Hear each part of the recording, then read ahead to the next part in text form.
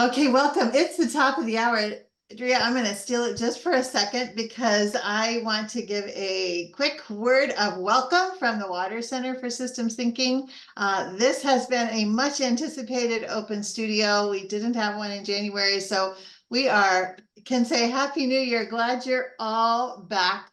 And I have the very distinct privilege and pleasure of introducing our two facilitators for today. So um, facilitators, yes, peace builders, community organizers, leaders, graduate students, inspiring women, international learners.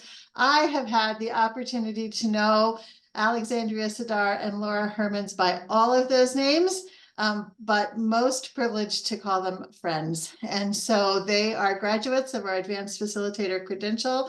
I had the distinct pleasure of being their coach.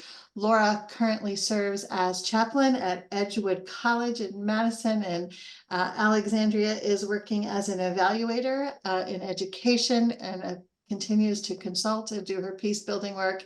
And they have an incredibly dynamic presentation for us today. So without further ado, Alexandria and Laura, thank you so much for facilitating this session for us.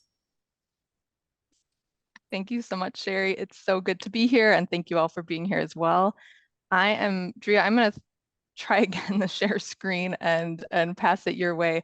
And then Joan, if you or Sherry don't mind also dropping a link to the Habits of a Systems Thinker into the chat, just for folks for whom that might be new, that they can open up that link and follow along.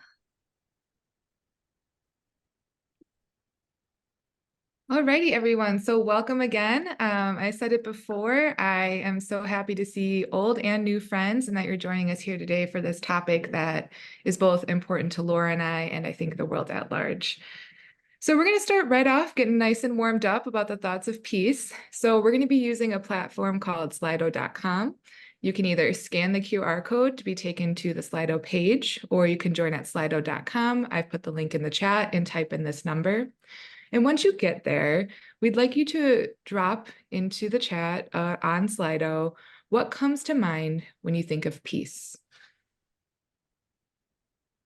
So everybody go to Slido by scanning the QR code, the website.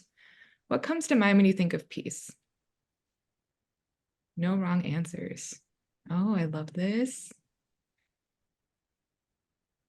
Welcome to everyone who's coming in. We're using Slido right now. Calm. And as you'll see, the more people that share the same answer, the larger the word becomes.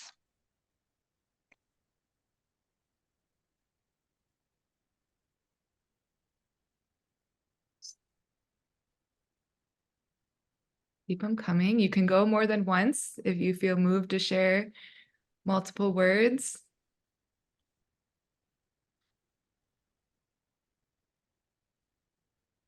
Excellent. These are great observations. Just wondering, can we have if we have two people that are willing to unmute and just share out, what do you notice? What's something that's standing out to you?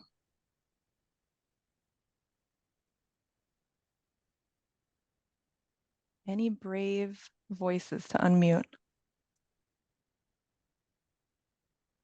What do you notice? What stands out to you?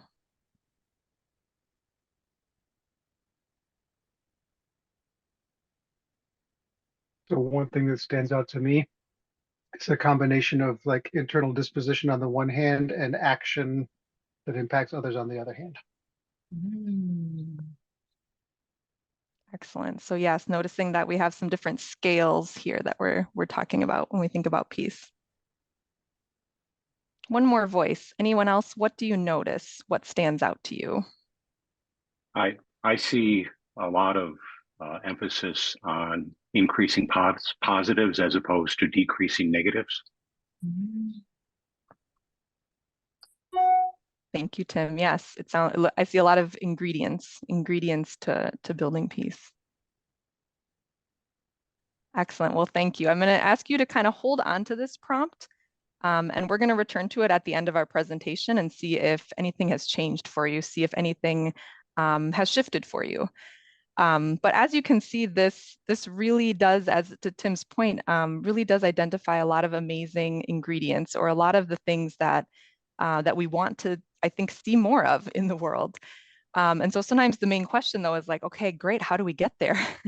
So that's a little bit of what we want to share with you today, and to talk about some of the messiness and some of the ways that we have to engage in conflict, and some of the ways we can center community to work towards more of what we want to see.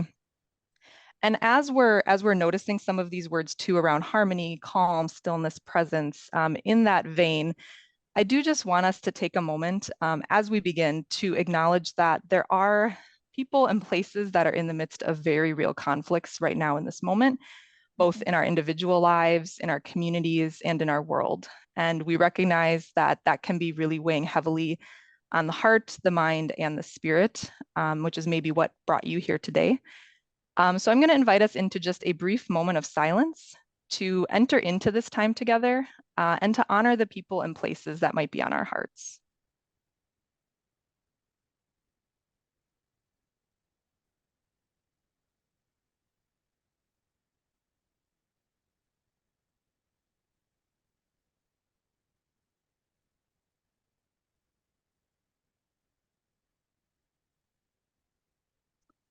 Thank you.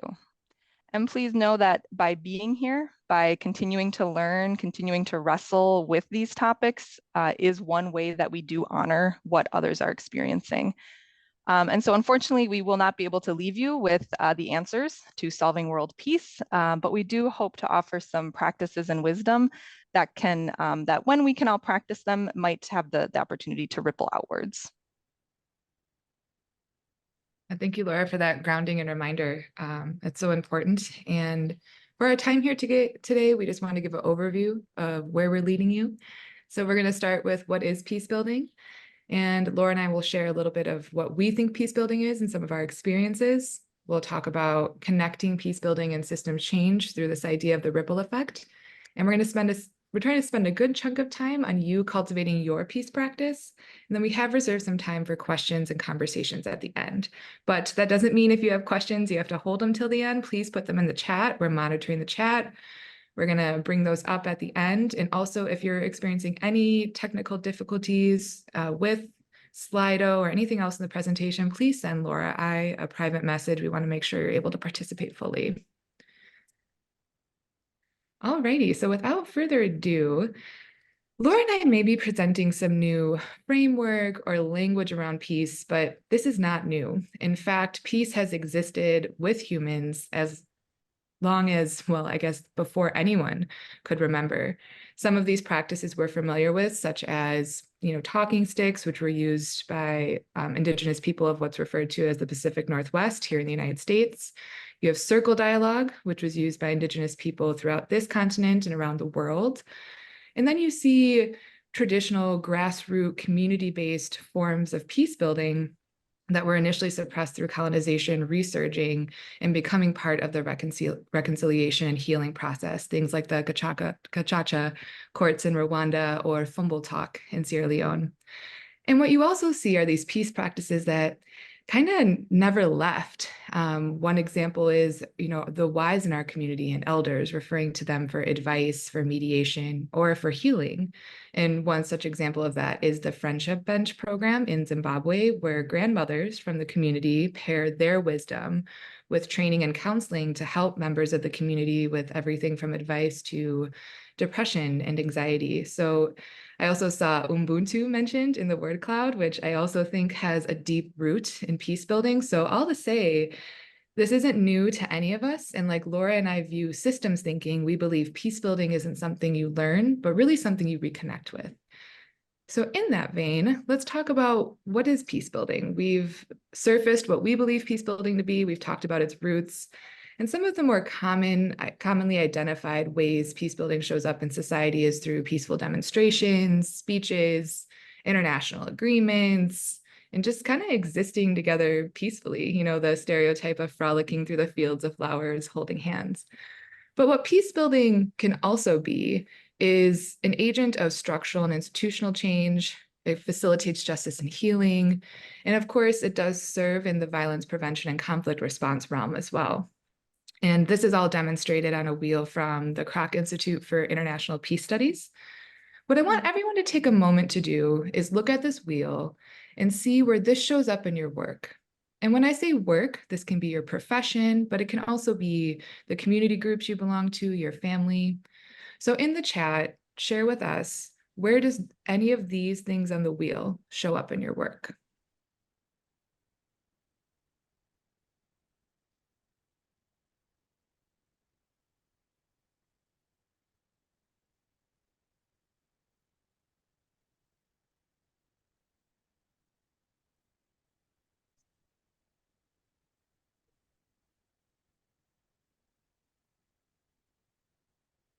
Ooh, okay. See health equity, education, structural institutional change, development education, trauma healing through a wellness series, justice, structural education systems, dialogue and conflict resolution, more education, trauma healing, advocacy. Oh, personal interactions and their role in healing. Dialogue resolution, humanitarian action, building capacity, violence prevention, conflict response, more education, restorative justice, anti-racism work, martial arts. Change process, yeah, excellent. So this is amazing to see how many peace builders we already have in our midst, and to really bring home this point that any of this work that we can do can contribute to peace building, and that you're able to see yourselves on this wheel and see the work, see how the work that you are already doing is part of this these approaches to peace building. What's important to remember is that all of these different approaches are going to bring their own frameworks, their own ways of doing the work, what we would call their own mental models, the attitudes, the beliefs, the frameworks that we use to think about peace and peace building. We need them all, so they're all welcome. But in the interest of modeling some of our habits of systems thinkers, Drea and I want to make sure that we're being explicit about the assumptions and the mental models that we make and that we use in our specific training and our specific work as peace builders. So these are two of our habits of a systems thinker cards, which have been amazing tools from the Water Center that have fit in so perfectly with, Drea and I both did our master's degree in sustainable peace building at the University of Wisconsin-Milwaukee. And these were such integral tools and building blocks to helping us engage with the way that we approach peace building. And the way I like to think of it is the 3 C's. So thinking about conflict, community, and complexity. And how do those things interact, work together, and flow as a continual process? But really using that as sort of the framework of how we think about our work as peace builders. What I love about this way of thinking of it is that it takes it out of any one specific field or discipline or profession, and it helps us to understand the different components that any of us can be using and incorporating and practicing. You'll hear Drea and I use the word practice a whole lot during this session, because that's really kind of what the point that we're hoping to make is that this work of peace building is there's no finish line, there's no checkbox where we're like, great, we solved it, we're done. But that it's something that we have to continue to do and continue to practice. And we're going to get it right sometimes, and other times we're not. But that this is sort of kind of the key concepts, the key approaches that really inform the work that we do. So we're going to continue to talk through each of these and give some more examples and weave some of our habits of a systems thinker into it. But briefly, when we talk about community, complexity, and conflict, what we mean when we say community is recognizing that sustainable and healthy change has to be held and led by those closest to the challenge. So as peace builders, we take the approach of walking alongside rather than as experts who are dropping in with a solution or with the fix. So a lot of our work is around being facilitators, conveners, connectors, and trust builders. When we talk about conflict, we really try to look at conflict as more than at tension or discomfort of conflict as an inherently negative thing, but that it can be something that is productive. It can be a creative force that can move us forward and actually build relationships. So looking at how we can engage with conflict in constructive ways. So this might look like trainings in mediation, dialogue, and self-reflection. When we talk about complexity, we're learning about how we have to learn how to sit in it all. We have to learn how to sit in the messiness of it all to be able to sift through and wrestle with questions, to ask better questions, to look at root causes, using ecology as a guide, and always paying attention to where power lies in the system. So as I said, we're going to share a few more examples from our own practices before we kind of move into a time of engaging from each of your own experiences. And this is our cohort right here. It was amazing. So first, I'd like to share a little bit more about conflict. And thank you in the chat. I see Joel saying conflict is an opportunity. Absolutely. So I grew up in Wisconsin in maybe a quintessential Midwest nice home, which was very warm and loving, but we generally avoided conflict like the plague. And I would say we were indirect communicators. So that was sort of the framework that I had of conflict. It was something to be avoided, something uncomfortable, better to just keep the peace, don't let anything, ruffle our feathers. It wasn't really until I had the chance to teach English at a university in Rwanda in East Africa that I had the chance to get to know conflict in a different way, both the positive and the negative consequences, and to really understand the difference between negative and positive peace, which is referenced by the quote here by Dr. Martin Luther King Jr. So the university I was teaching at happened to have an undergraduate degree in peacebuilding. So when I wasn't teaching, I would sneak into their classes to learn more. And it was at that point that it kind of clicked for me, where I was like, oh, that there's tools, there's practices, there's theories, like we can be better at this. I can be better at this. That was really exciting to me. And this really just helped me to reframe, as Joel was able to in the chat, that conflict doesn't have to be something that's scary and should be avoided at all costs. But it's actually really normal and it's integral to the human experience, but that it's how we choose to engage with it that can define whether it is a healthy and constructive experience or an unhealthy and destructive experience.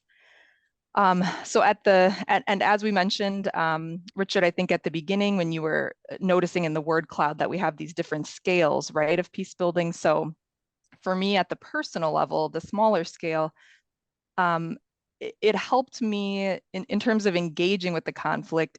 That looked like me having more honest conversations with myself and with those around me. It was about being honest about my needs and my feelings and my desires, and not just pushing everything down to not cause any waves.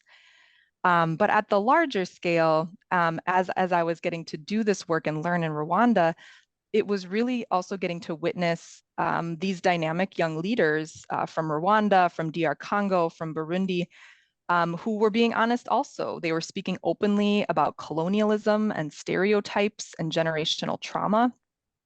It looked like storytelling and remembrance rituals, like the picture here of a Kwibuka memorial at the university.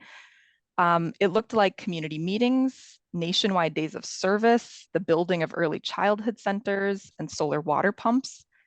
It looked like all of the efforts of a community building thriving relationships and thriving communities.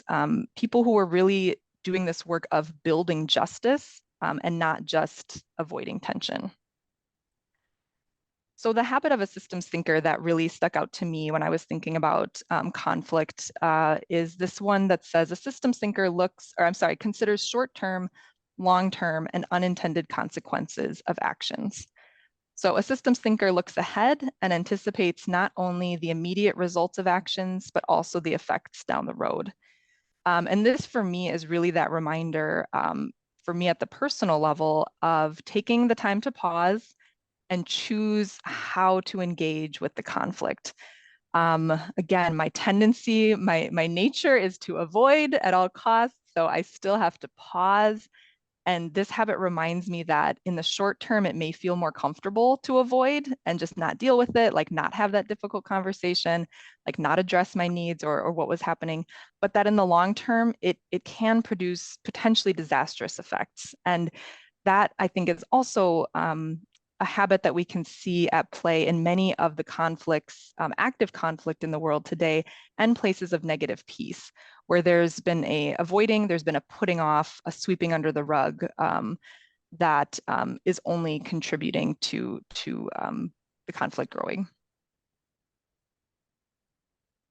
And that brings us to the next aspect of our model of peace building, which is community. And for me, it makes me think of my time with Engineers Without Borders at University of Wisconsin-Milwaukee, or EWB for short.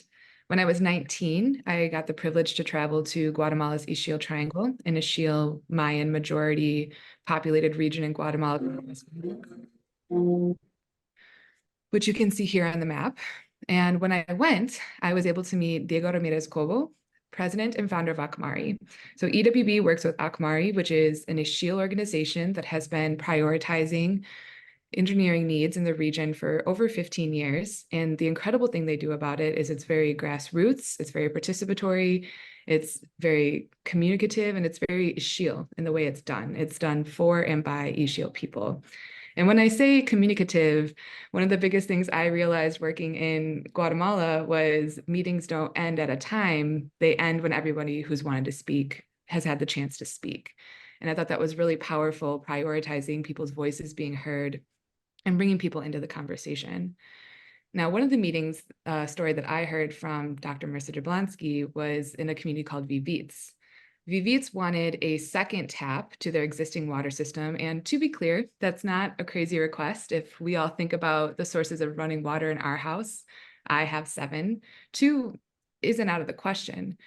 But Diego's response after acknowledging that, yes, this was a need, was for you to get a second tap when your neighbor, Visiban, has no water, would be like giving 2 pairs of shoes to one child while the other goes barefoot.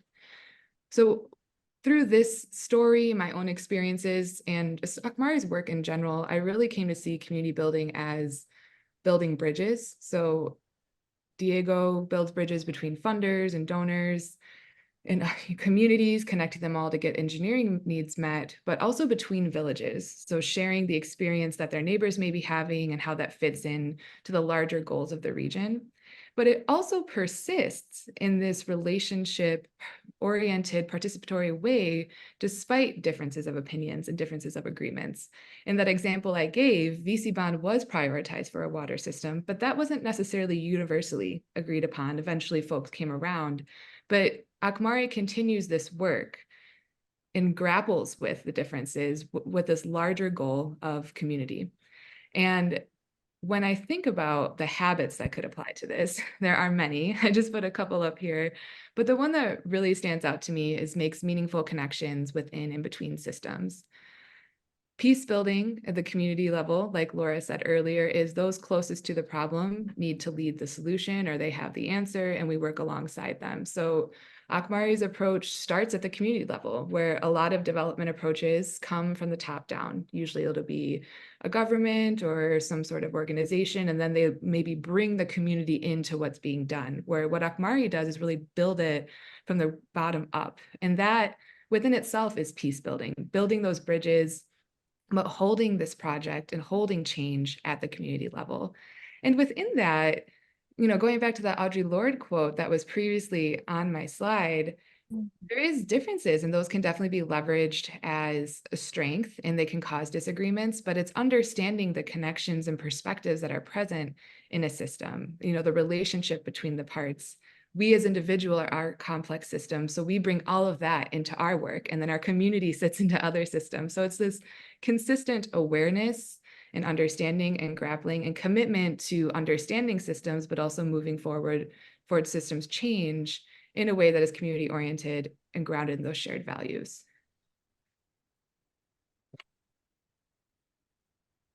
And to move into complexity, one of my favorite examples of engaging with complexity is the work I get to do in campus ministry. So this March will be the third time I'll get to accompany a group of students on an experiential learning trip to the US-Mexico border in El Paso, Texas, really with the goal of understanding the complexity, understanding the overlapping identities of the borderlands and the undeniable frankly, mess that is our immigration system. So working with the students, we spend time learning about identity, indigenous roots of what is now El Paso, Texas, and Juarez, Mexico. And then these tons of layers of Spanish colonialism, US culture, policy, and really look at trying to understand the big picture. So having a chance to learn through relationship, through listening, people's real stories that go beyond maybe what we only hear in the media or in the newspaper. So in order to do that, we spend time listening and learning from human rights lawyers, activists, judges, farm workers, pastors, shelter volunteers, and asylum seekers. And after every conversation, you can just see the students' wheels turning and trying to fit everything they just heard into a nice box. Because that's what we do. That's what our brains want to do is put things into a box to make it make sense. But then we'll have one more conversation, and then all of a sudden that box has just busted open with new information and new perspectives and new pieces of truth. Perhaps the one thing, though, that everyone does agree on is that the system is a mess. And because it's so messy and it's constantly changing, it feels nearly impossible to know where to even start. But perhaps the most beautiful and aggravating part of the trip is that we don't want an answer. We don't ask students to come up with a well thought out thesis or their solution to the problem. It's not about that. It's meant to be, again, this practice. How do we practice listening? How do we practice asking better questions?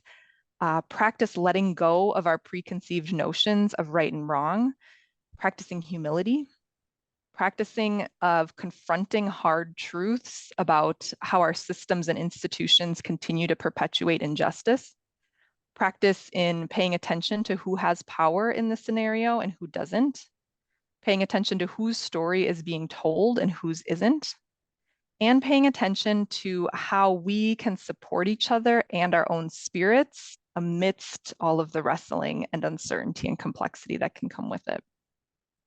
And then maybe after all of that, thinking about what the call might be for each of us to make a difference or take action. Usually it's in our own lives and communities, though, not someone else's. So the habit that I think perfectly exemplifies this is considering an issue fully and resisting the urge to come to a quick conclusion. And in especially this age of social media and sound bites, and frankly in academia, a lot of times we like to have the right answer. It feels so good to have the right answer. But if we're going to be doing the work of peace building, we actually have to have and cultivate the courage to say, I don't know yet. And then to Dria's point, to go and listen and learn from the people closest to the challenge before you can accurately assess what is yours to do. So that's going to be sort of our segue into, and the invitation for each of us is to start thinking about that. Start thinking about what is ours to do in what can feel like the heaviness of the world. It can feel really overwhelming. It can feel like I don't even know where to start.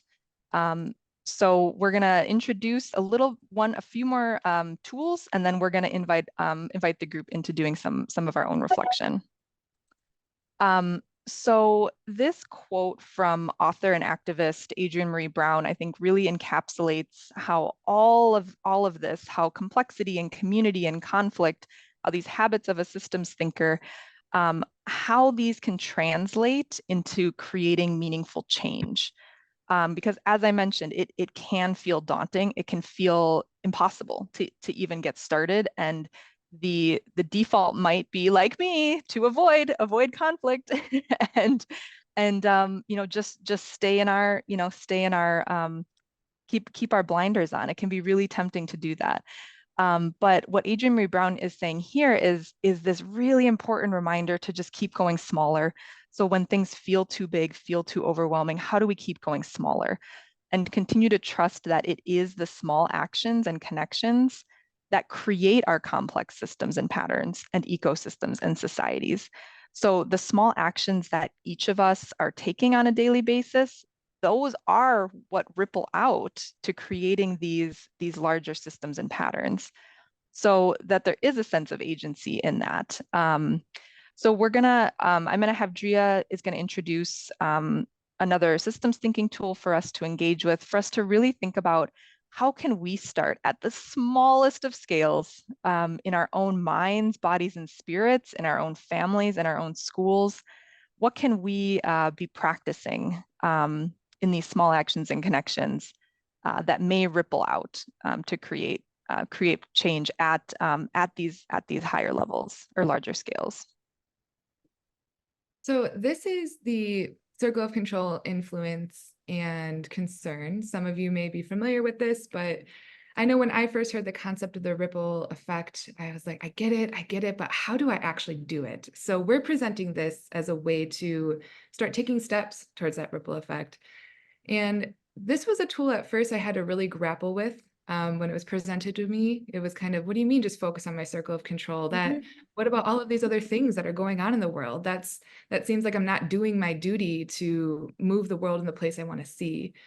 And I realized quickly that putting so much of my time and energy and thought solely in focusing on my circle of concern, in the suffering I saw and the lack of peace, was crushing. It was deflating. And I really wasn't able to do as much as I wanted to make the change I wanted to see in the world. So how I view this instead is, when we say focus on the circle of control, it's not ignoring everything in our circle of concern, but rather, how do we dedicate our gifts and our energy to the things we control so that they'll ripple out to the things we influence, so the people we know, the organizations we're a part of, so that that circle of control and influence starts growing and starts making that circle of concern just a little bit smaller, piece by piece, with action by action. How are we starting those ripples and talking to the people in our circle of influence so they start their own ripples? And it's the collective effort of many that get to some of these bigger things in our circle of concern. And we're going to do that together. So everybody pull up Slido. I know some of you joined before we did our first activity. You can join through scanning at the QR code, or you can go to slido.com. So I want everyone to take a minute to think about, what is something you want to see more at the large scale? So staying in that circle of concern.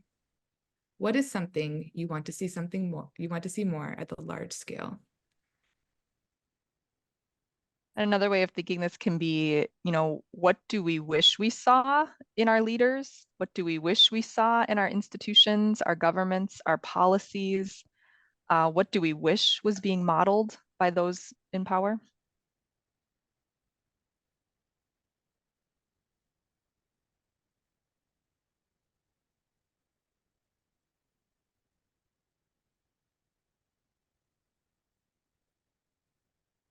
Empathy, beautiful.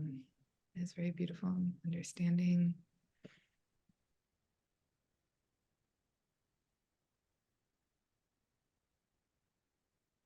I love all the thoughts up here.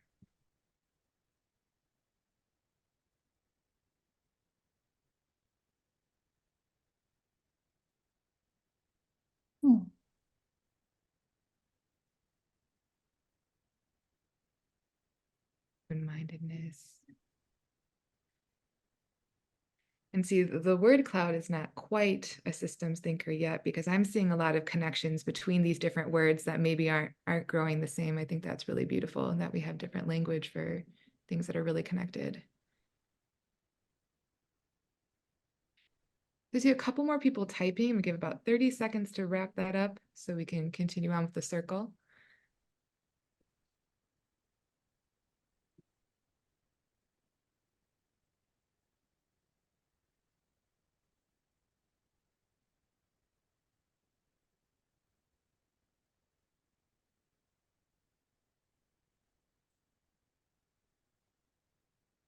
And again, please feel free to finish up your thoughts if you're typing. We want to move into the next rung of the circle. So I want everyone to think again, we're going into now our circle of influence. What are the 5 groups, communities, organizations, clubs, or associations within your circle of influence? Where are the places you have strong relationships? Where are the places you're a leader? Where are the places that you feel your actions influence others? Now, again, we're not controlling what people do, but maybe people admire you, maybe people look up to you, maybe there's a role of authority, maybe it's within your community. So again, the 5 groups that are within your circle of influence.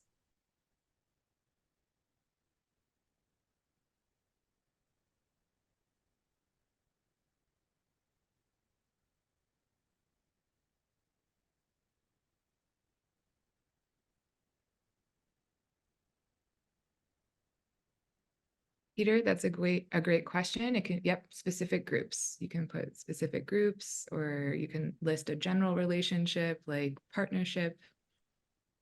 All of those are right answers. And you can use the name of the group, or if you just want to put, community organization or something broad, you can as well.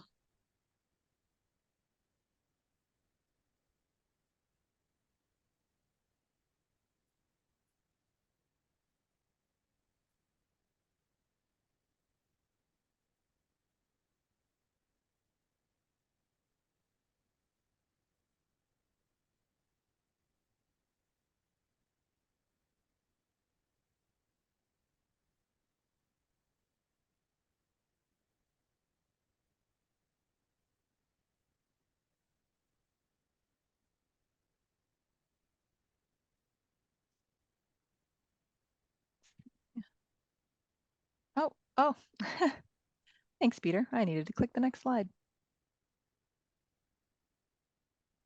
Awesome, yes.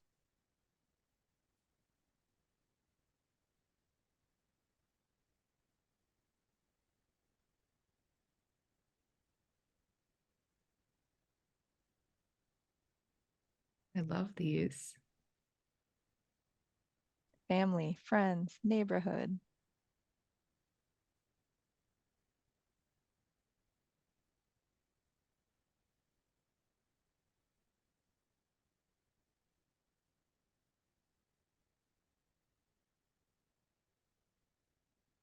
And please feel free to continue adding while we move into a small discussion, but could we get 2 people just to share, what do they think of? What do you see? What are you noticing? And if you don't want to unmute, you can share those thoughts in the chat. So looking at all of these different groups, what do you see? What do you notice?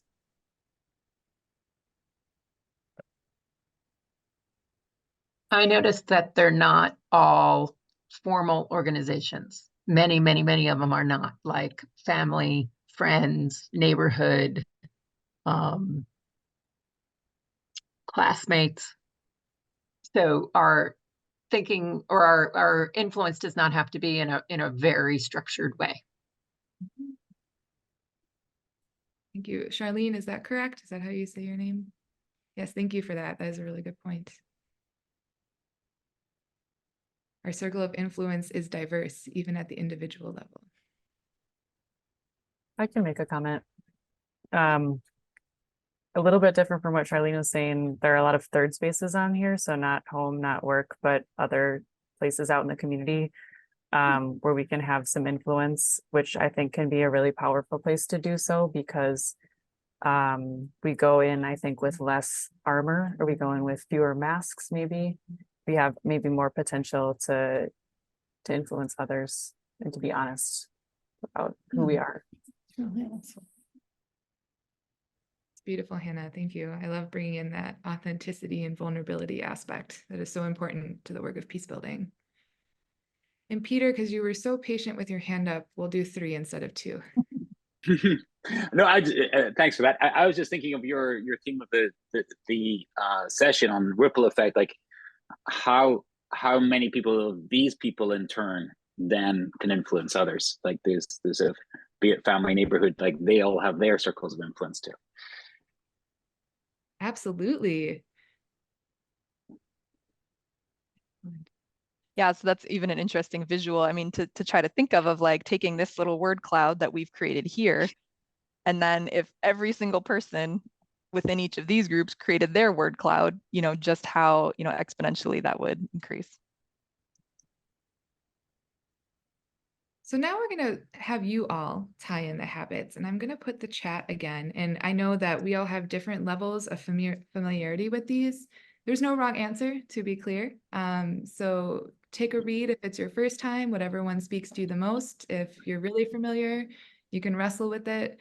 But we'd like you to share what habits of a systems thinker you think needs to be practiced more at the small scale. So instead of going general, people just need to do this.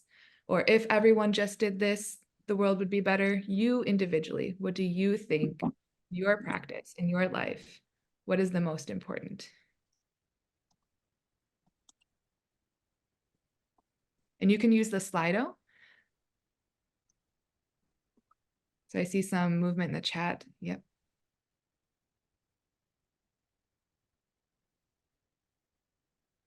And we'll be sure to toggle and scroll up and down so you can see these populating.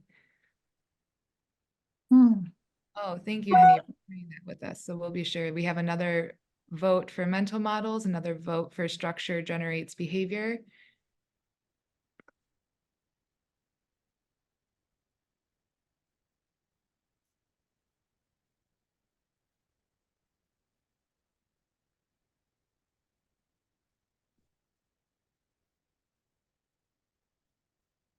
Good changing perspectives.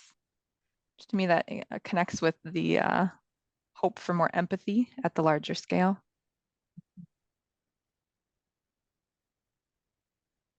I'm not shocked that a lot of these are connecting to our early themes. This Open Studios theme to bring groups of peace builders and systems thinkers.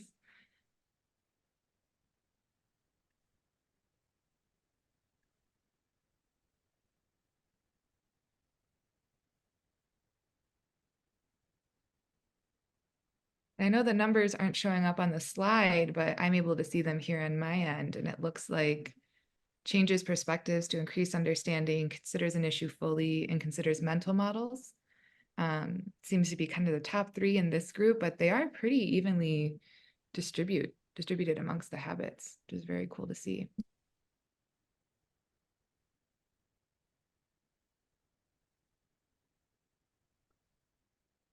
So oh, go ahead.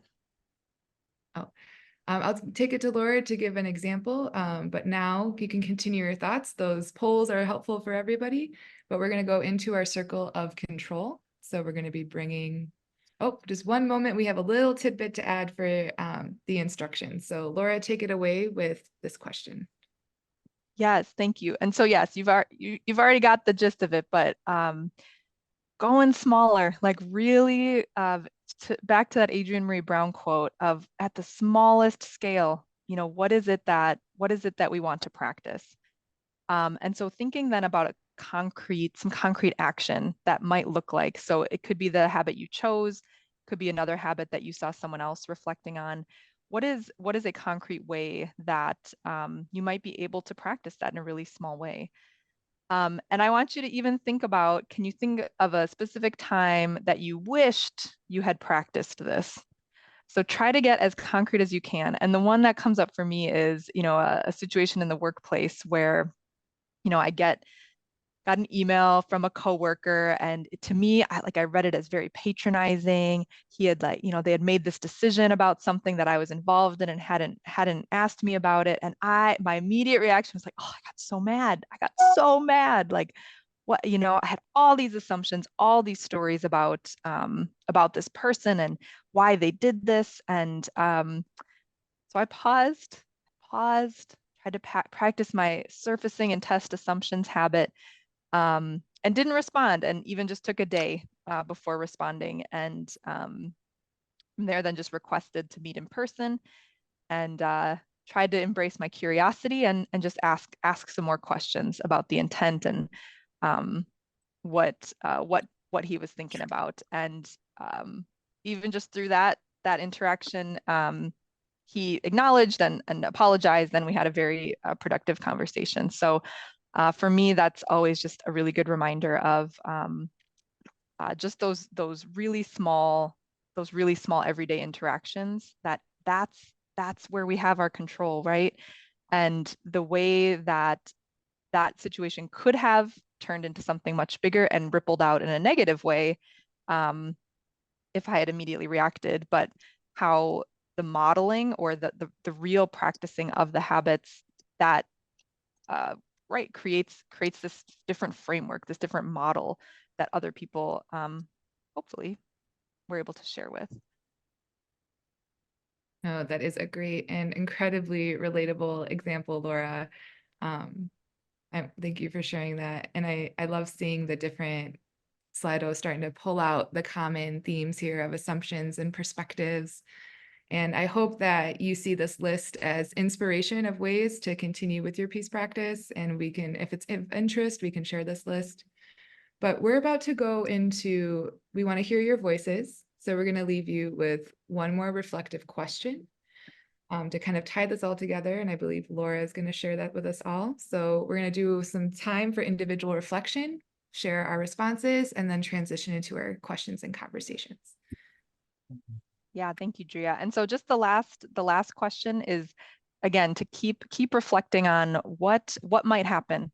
What might happen if you took this habit, if you took this concrete action, what might happen if you practice that? What might be a ripple effect that could ripple outwards from that action? So taking just a minute or two, what's the potential ripple effect of practicing that habit?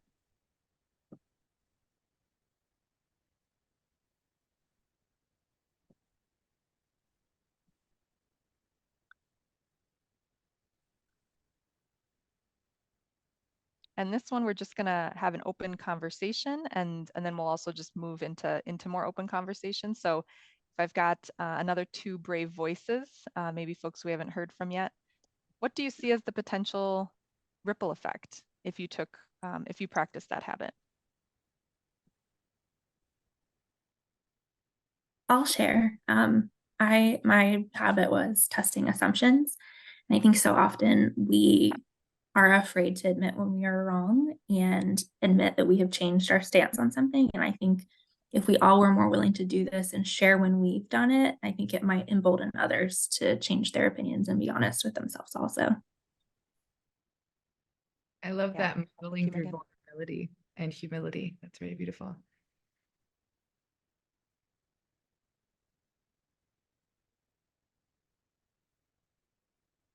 Another voice, one more reflection on what might be the potential ripple effects you could think of practicing your habit.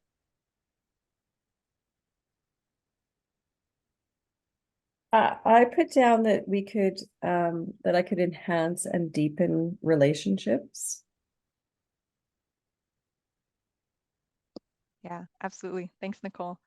And to me, that just speaks to about, it's this positive loop then that starts happening of the practicing of that builds stronger relationships, which actually kind of expands your circle of influence. And so a lot of ripples there.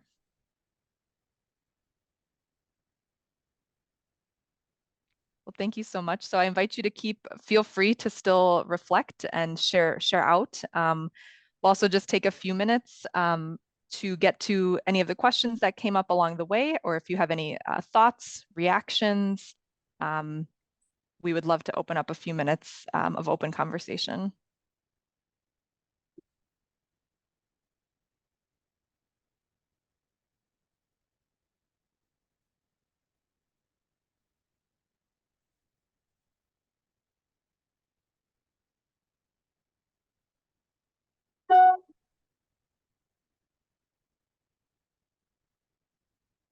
And I know our water centers friends have a few things to wrap up too. So before we do wrap up, I do want us to check in. Am I sharing my screen again? Yes. Okay, great. Do our last Slido check-in, which we invited you to at the very beginning of our time together to share what comes to mind when you think about peace. So we're going to share the same slide back with you. Has anything changed? What comes to mind when you think of peace now? Has anything shifted? Has anything expanded? Has anything deepened?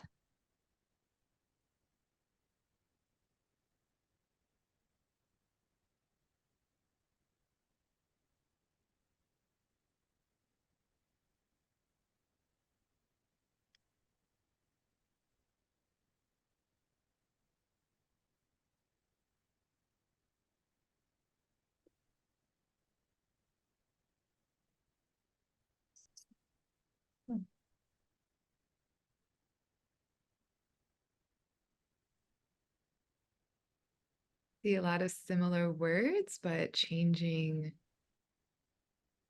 sizes on the word cloud. See some new words. That's awesome. Other reflections. What else do you notice? What else are you seeing?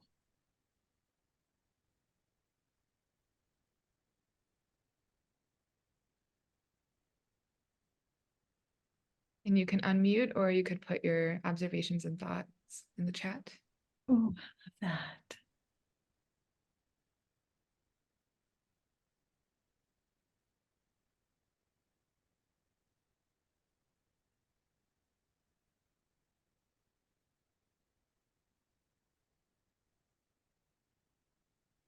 Can I share? Absolutely. Yeah. What I noticed that the first time I think we were mostly saying what it meant to us, peace. And I think what we are answering now is more like what is needed to achieve peace.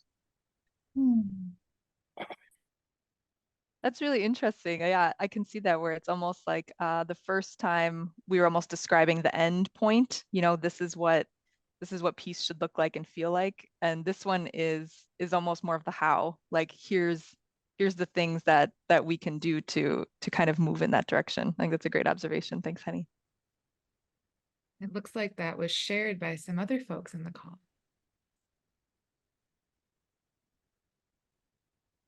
Ooh, a movement from passive to active. That was a change someone saw. Process. Hard to hate a person whose story you know. That is very beautiful, Peter.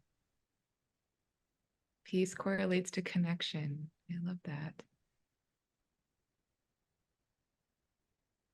There's also the power of one, but the promise and vision of the collective. Developing a listening culture.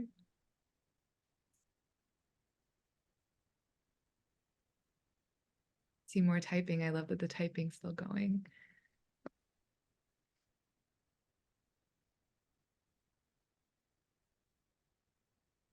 In our last couple minutes, we invite others to share what's on their heart and mind, whether it's related to the question or anything from this session today. We want to hold that space for you before we transition out and say our thank yous.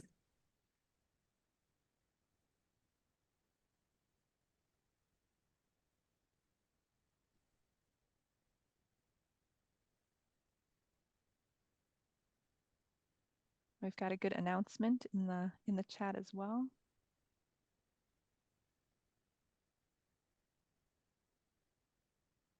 Yes, Christine, thank you for sharing that. I think there's a good observation too from Richard, who says it seems that as the speed of life increases, the capacity for peace decreases. Does anyone want to connect a habit to that? I totally see a habit.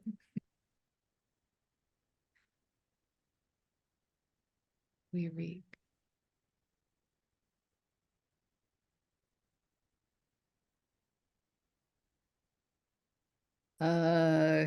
Considers an issue fully and resists the urge to come to a quick conclusion. might be one, That is a great one, Joan. just one. Peace building requires balancing memories of past fears with hopes for a better future. Thank you for sharing that, Tim. I love that observation. If systems thinking, slow is fast. Slower is faster. But and to your point earlier too, Richard, it can feel counterculture. It can feel really, at least for me, it can feel really tough to model that, to model the slowness. So I know that's one that would be my intention, my habit that I would like to cultivate.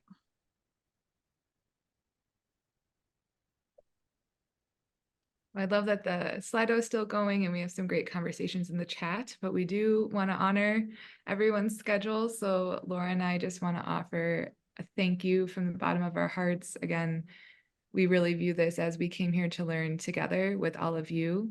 And it is really inspiring, especially with the times. I know it's been weighing heavy on my heart, and Laura and I just wanted to come and hopefully invite thoughts of peace with everything that's going on. So truly, seeing all of you here means the world to each of us, but also gives me hope for what's ahead as the time continues. So thank you. And Sherry, I know you want to thank, speaking of thanks, you want to thank these ladies, right? Of course, I will be happy to thank you guys. It was awesome. And by the engagement and the participation, it's clear I am not the only one who was left with much to think about and much hope about the possibilities for peace building going forward. Thank you. And I'm a pretty proud coach at that too. So thanks. And I want to point out that if you want to share or save what's been shared in chat, because there were some announcements and some thoughts that people reinforced. If you want to share your chat, you can do that at the bottom of the chat column. There are 3 little dots. And if you click on that, one of the options down there is save chat, if you want to do that. And then there's also a slide in the deck. I know the ladies are sharing their email addresses. There's also a slide in there that talks about what our next Open Studio is going to be. Thank you, ladies.